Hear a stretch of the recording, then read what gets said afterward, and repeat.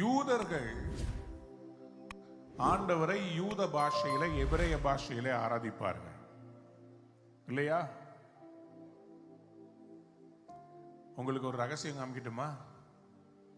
அந்த யூதர்களை எல்லாம் தமிழில் பாட வைத்த கிருபை அடியனுக்கு கிடைச்சது. பாக்குறீங்களா? இங்க பாருங்க.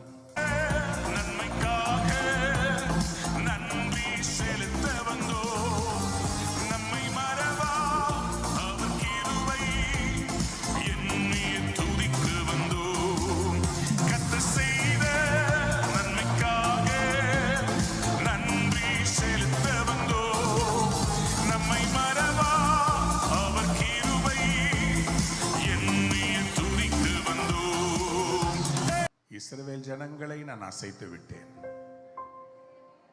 அமெரிக்க ஜனங்களை தமிழை பாட வைத்து விட்டேன். ஆனால் நீங்கள் தான் இருந்த இடத்திலேயே அசையாமல் பாடுகிறீர்கள்.